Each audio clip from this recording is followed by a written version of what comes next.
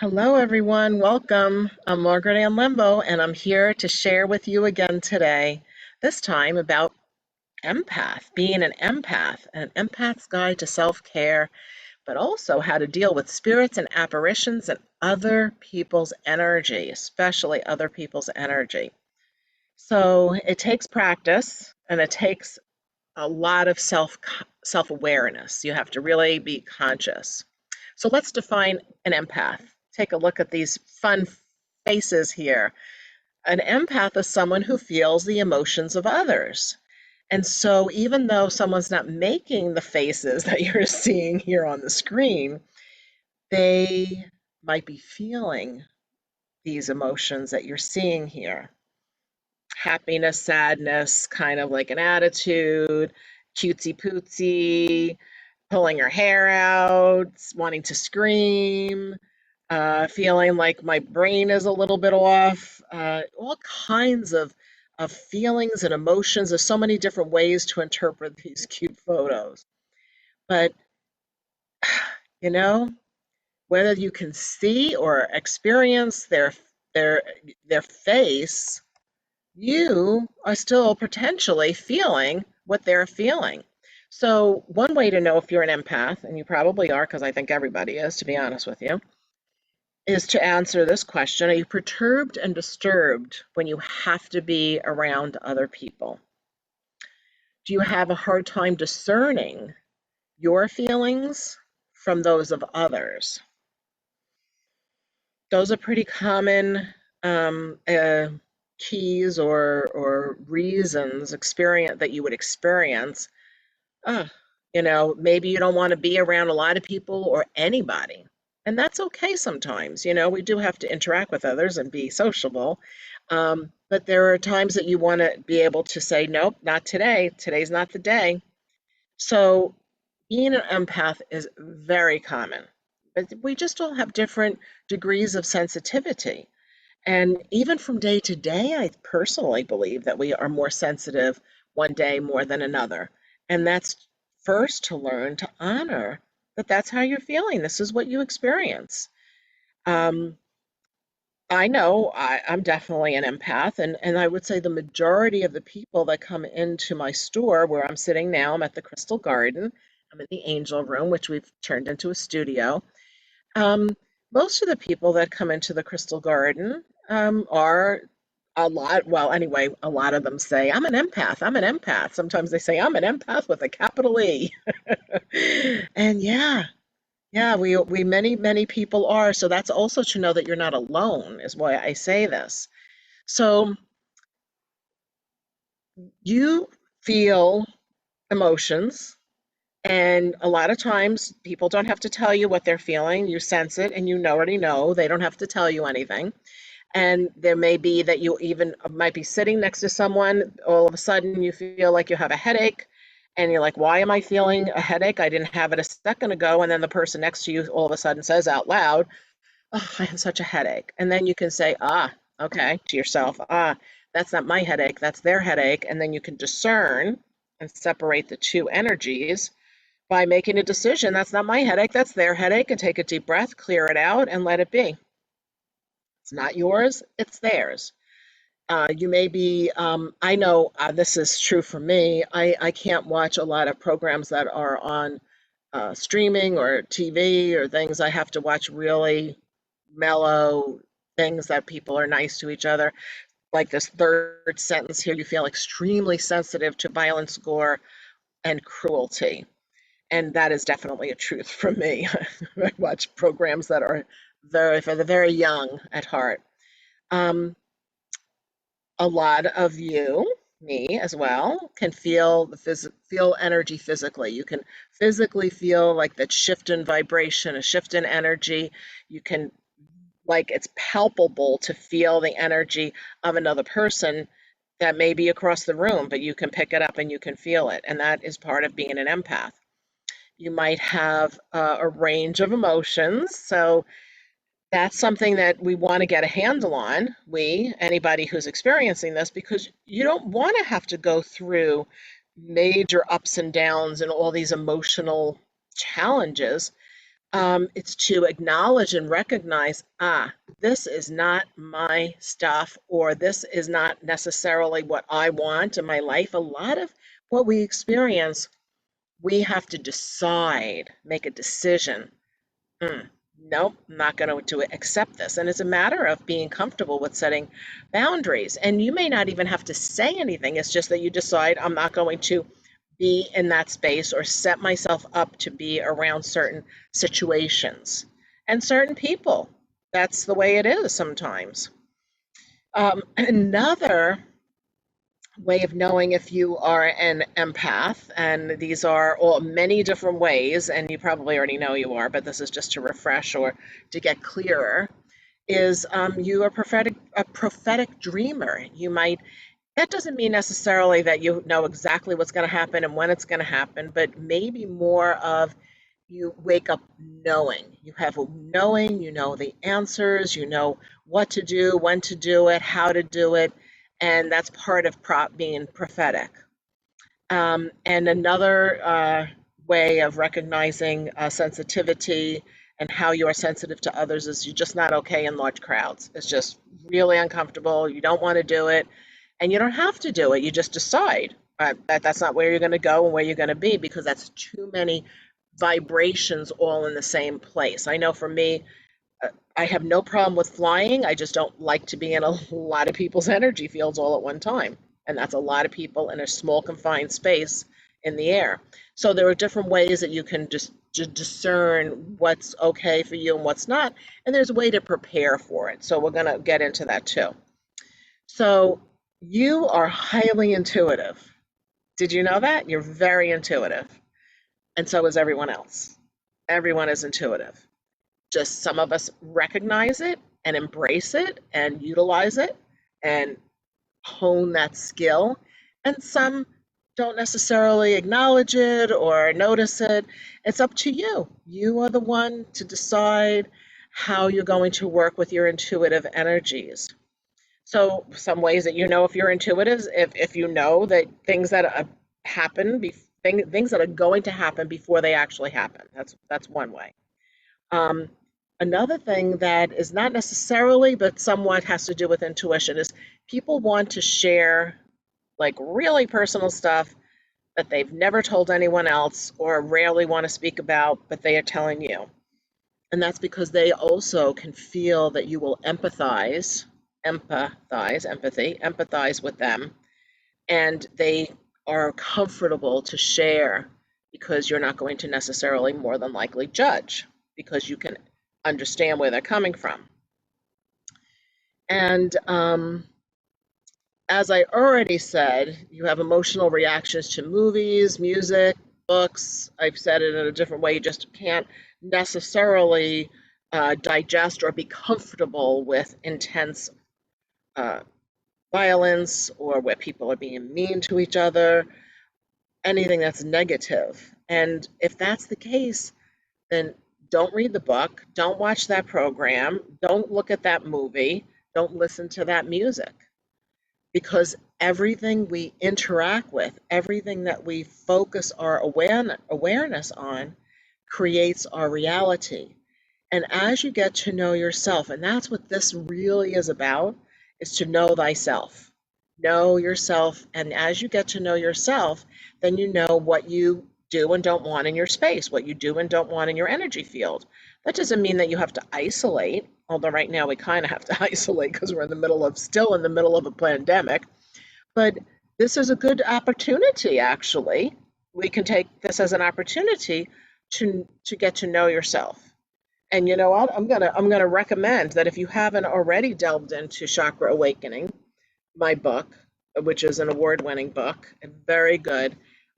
I highly recommend it. There's exercises for every single chakra, and to get to know yourself, the chakras are a good way.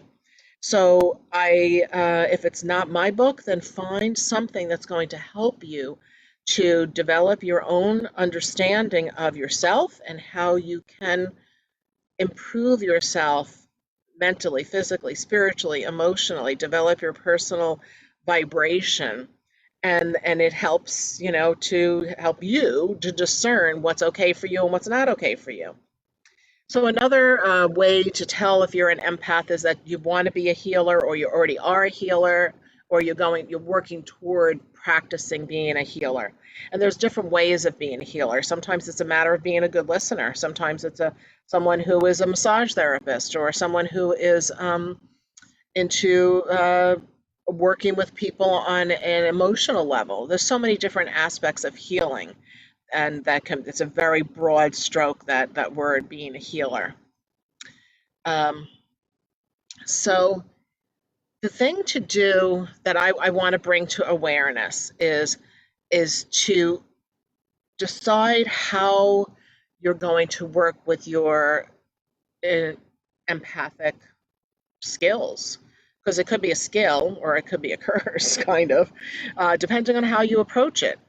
And so, the first question I have here on the screen is, are you inviting energies because of curiosity? Now, sometimes as we grow and begin our spiritual path, our spiritual journey, we may invite certain energies into our space because we're curious.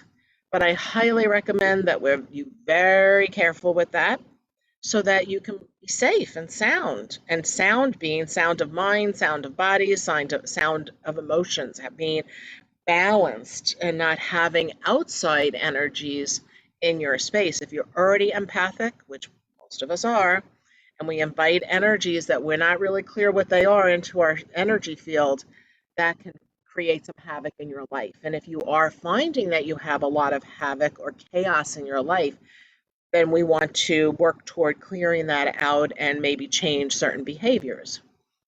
Um, and one of the next question is, are you an astral journeyer? And I do not recommend astral journeying, not on any kind of regular basis at all, or barely at all. And I had one spiritual teacher that I studied with, a medicine man.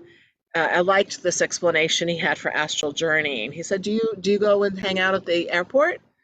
I'm like, "What do you mean by that? What do you mean? What are you talking about? Hang out at the airport?" He's like, "Well, going on an astral journey, what you're doing is, if you're hanging in the astral, it's a place between Earth and where you're going, and the where you're going is the final destination of where you're, planning on going. You don't need to stay at the airport. You need to get on the plane and get going. But the astral is like the airport. It's just like living at the airport, staying at the airport with no real purpose or any reason." And so I thought that was a good analogy to help understand that it's stay either where you are, or if you're on a journey, then know that you may go through the astral plane to get where you're going, maybe if you're doing a shamanic journey. But then it's go to where you're going. Don't stay in between. And that's what happens when you do too much astral journeying. And then, because you can pick up hitchhikers, that's the other reason why you don't want to do it, because there's these other energies that are souls that are potentially lost between dimensional frequencies that are in the astral plane, and that those energies, because of your brilliance, your light, your empathy, they might want to glom onto your energy, and then it's like, how did this happen? Well, you're hanging out on the astral plane. It's not necessarily where it needs to be. So just consider that, if maybe that's not relevant to you, but just keep that in mind. And then the next question to pose here, are you using your empathic nature as entertainment or to invoke spirits? So that would be like doing seances or calling on the dead to come and talk to you, and on a regular basis. I'm not talking about an occasional connecting with a loved one on the other side. That's totally different. But if there's a lot of practice to try to talk to dead people, and they're not talking to you, you're inviting them into your life, I would steer away from that for your highest good. If a loved one connects with you, they're going to do it in a gentle, loving way. If a loved one shows up, or someone that you don't know, let's go there. If it's someone that you don't know and you feel like disincarnate entity is in your space, in your home, in your life, the main reason that they probably have shown up in your space is they probably need help to get to their final resting place. If they're, that means that they're probably stuck between dimensional frequencies. And so that's where you want to do some work to help them go home, to go to God, Goddess, Creator, to where their ultimate place is for the next experience, the next dimensional experience that they are meant to have. So I love this. Use your sensitivity as your superpower. Stay strong in your boundaries and recognize this isn't a game. What your energy that you have with this empath is a powerful tool that you have that you can help yourself and help others as well. And so it's important for your well-being to clearly define where this is my space and that's your space. You know, whatever it is, define what energy is yours and what energy is theirs. Theirs being any kind of person, place, or situation. So it could be someone who just doesn't know boundaries and doesn't know how to, where their energy stops and your energy begins, which is not so great. And that can be challenging. It could be a disincarnate entity that has decided to reside in your home or follow you around, and you don't want that. But also, they're showing up because they need help. More than likely, that's what I perceive to be true. That they're usually showing up because they know, this is an empath, it's a spiritual person. Hopefully, they can help me find my way. They might not even be that conscious to even know that, but somehow, some way, on some level, they probably do. So the first thing is self-observation, is to get to know yourself. Look in the mirror. How is this? How are you in interacting with others in your life? How are you inviting or invoking certain experiences and energies into your life experience? You know, so self-observation is something that is a lifetime practice. It's where we look and observe ourselves in how we interact with others and how we react to situations. But note that there is a difference between self-observation and judgment. Because we can look at ourselves and say, oh, I shouldn't have done that, or I shouldn't have said that. Well, okay, it's okay to say, I would rather not do it that way next time that situation arises. Believe me, I've said that many times to myself. But it's more that I don't want to do, I don't want to have that behavior the next time. So something called recapitulation, or like looking back on, you could start practicing self-observation by looking back at your day. Keep it really simple. As you look back on your day, you can go through each one of your each moment of your experience, and go, I see. I could see how I may have, maybe should have, I could have phrased this. I try not to should on myself.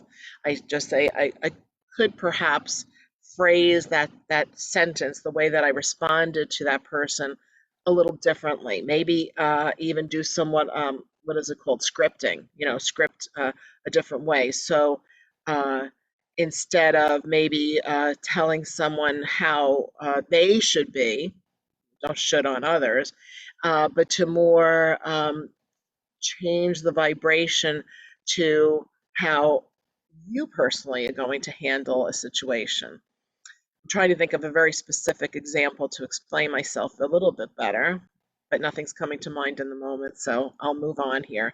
So there's some tools for self-observation, and I'm going to say it again because it's helpful, is in my book, Chakra Awakening. This isn't a sales pitch, although it sounds like it. It's to help you with your life. So if you wanted to delve into getting to know yourself better, because what that does is it helps you to some self-examination by getting to know and understanding each one of your chakras and how you interact with each of those vibrations. So now about connecting with, do you see, hear, or feel dead people? And I already brought this up a little bit. So if it's happening a little bit here and there because maybe you just had someone pass over, or you had a dog, you know, that left the planet, or that's one thing. But if it's a constant where those dead people or disincarnate entities is how I prefer to speak of them, people who have passed on. Um, it's I think it's because they need some help getting to the other side. So this is a prayer that came to my awareness over the years in my early days of studying with medicine people. And so if you want to, I can always send you this prayer, but I'm going to say it out loud with you now. But if you have the situation where you feel like there's someone stuck in your home or attaching to you, what I call hitchhikers, I would recommend lighting a white candle and saying this prayer. I recommend 7 times in that space wherever that entity is residing or trying to live, if you will, exist. They're not alive in the sense that we call alive. O creator of the universe, giver of life, we ask you to take the spirits home. May our prayers give energy to them. O great spirit, may their guides give them vision to see the light. May our love give them the strength for their journey. O Christ, allow them to go to the light of your being, releasing them from their earthly bonds, and peace be upon their journey. If this be for their highest good and the highest good of all mankind. Now, that's something you would repeat 7 times. If you need to change a phrase or something that's not in alignment with your personal come from place, shift it. But this gives you a nice foundation of a prayer to pray that spirit home. That's why when people um, have are in mourning and they do prayer work to pray for the dead, what they're doing is they're helping them so they don't get stuck. Like I was brought up in Catholicism, so they don't get stuck in purgatory, which is a dimension between heaven and earth. I said that backwards, heaven and earth. And so basically, and who's to say what's up and down anyway? Basically, uh, the prayer work that we do for people is very important, even for people that are here on planet Earth. Our prayers really, really help people in their lives. It puts good vibrations in their energy field, it puts blessings. So if there's someone that you know that's struggling, pray for them. How do you pray for them? You pray for them by maybe you know a prayer that you like to use and you keep them in your heart and your mind while you're saying that prayer, or you envision them enveloped in goodness and well-being, or some blessings coming into their life, but holding them in your heart and your mind, and intending that good vibes, good energy envelop them and help them have a good life and a happy life. It's very easy to do, and it doesn't cost you anything but a little time and love and energy. So there are various ways to pray. And so I'm coming from my come from place, my foundation. I never threw the baby out with the bathwater, as they say. So but you may have prayers that you grew up with that were totally different. But just keep in mind that there's many good reasons to use the Lord's Prayer or the Hail Mary, or I even reframed and rewrote the Hail Mary. You can use rosary beads or mala beads. But I love my prayer, my new prayer to Mary, and I actually put it to music, which I'm going to sing to you. So here we go. The words are on the bottom right of your screen. Oh, Mary, oh, great mother, we honor your presence on our planet.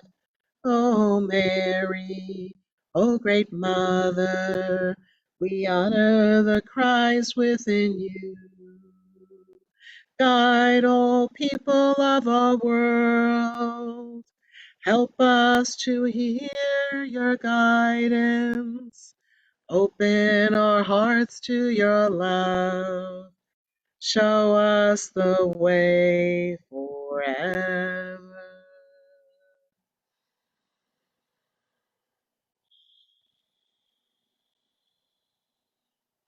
And this time between August 15th and August 22nd is a very sacred time if you connect with the great matriarch of Mary, the Mother of God. because August 15th was the date of her assumption, where she was bodily taken up into the heavenly realm. Talk about ascension, huh? And then on August 22nd is the celebration, the day they celebrate the crowning, when she had the crown of, of stars or flowers put around her head in the heavens. So if you align with that, great. And if for some reason you don't, find your prayer. There's no right or wrong prayer, so to speak. Now, you can also call on archangels to come help you when you're feeling like people's energy fields are invading your space.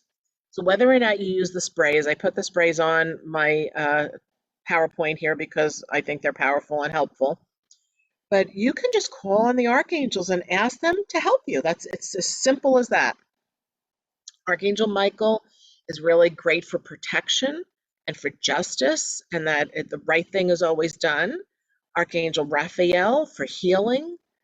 Archangel Uriel, I'll say Gabriel next, for understanding the deeper truth within yourself, to that hear your still small voice within. And Archangel Uriel for wisdom and blessings and wealth. Now, all four of these archangels can surround you and support you in your life. Michael's energy is blue. Archangel Raphael's energy is green. Archangel Gabriel is red, and Archangel Uriel is gold or yellowy gold. So you can also imagine maybe all four of those vibrations of the archangels and or their colors. And then if you want to add the aromatherapeutic of my evolutionary aromatherapy sprays, then you could also use the sprays around your space and around you to invite and invoke their blessings and their energy to help you with your life. Now, there's also Ganesha, who we love. Ganesha is a favorite. He's a Hindu and Buddhist deity, and he's the destroyer of obstacles and the bringer of blessings. And this is actually an item that is actually right on our show tonight. We're going to be following this presentation. We're going to have a PowerPoint, not a PowerPoint. We're going to have a show to help you to understand more about what we're talking about, but also if you wanted to buy things, it's actually a shopping show. But a lot of people attend because they want to learn about all these different things and how to work with them. So Ganesha, happens to be a rose quartz Ganesh. Ganesh is a beautiful blessing to have in your life. He is the destroyer of obstacles and the bringer of blessings. And remember, sometimes we just need to pull out some sage and burn some sage and walk around the house and clear away the energies. If you're highly sensitive, it's like sometimes you can feel like you can cut the energy with a knife. You know that expression, it was so powerful, it was so thick, I could feel like I could cut it with a knife. Well, if the energy gets heavy and dense and it doesn't feel good, clear it. And there's many ways to smudge and to clear the space. Of course, you can always use like a non-smoking version, like smudge and spray, my spray. But you don't have to use smoking vibration. Or if you have holy water, you can spray holy water around your space. And in fact, well, this actually has holy water in it too. But the idea is to remember to clear your space. Sometimes even taking a really high quality incense. Sometimes what I'll do at home, if I'm not in the mood for the smell of sage in my house, I'll take, I really like Fred Soul's frankincense incense. And so I'll pull a stick of that out and burn that. And burning a whole stick of that is pretty powerful. So I usually only burn half at a time. Or Nag Champa incense is a great way to help you clear your space and bring blessings in. So there's different things that you can use other than sage, just so you know. Many things, actually. So we're going to get ready to complete this presentation here, and I always like to have some kind of an affirmation or positive thought form for you. So here we go. Focus on your heart. Be aware of your breath. And affirm, I am love. I align my consciousness with gentleness, compassion, and goodwill towards all. My focus is on kindness. With everyone with whom I interact, I make it my goal and intention to have compassion and tolerance and to live love. I am aligned with the healing powers of inner peace and empathy. I am able to help others by vibrating love through my presence, words, and actions.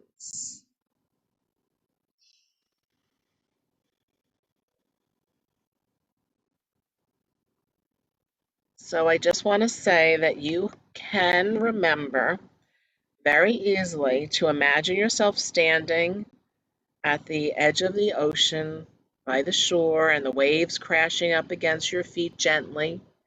Doesn't have to be crashing, gently caressing your feet and pulling any energy out of your energy field that's not for your highest good to get yourself centered and focused and know that you are blessed and you are loved. So I want to thank you so much for watching tonight. If you wanted to see a replay of this or any of my prior meditations or mini workshops, they're on my YouTube channel. Maybe you'll consider subscribing to my channel, which is just youtube.com/ Margaret Ann Lembo. Those are all my beautiful books. Next week, we'll start again at 5:45-ish for a guided meditation. And next week, I'm going to focus on different types of crystal grids and what gemstones to use for your home, your office, or basically anywhere. So um, join me, join us. And then if you want, every week, right after each one of these presentations, we have a beautiful show to shop the Crystal Garden from home. It's a beautiful, fun show. We laugh, you learn, and if you want to shop, you shop. And we're happy that you join us. So thank you so much for watching. May your days be filled with blessings and love, and may the angels light your path. Good night.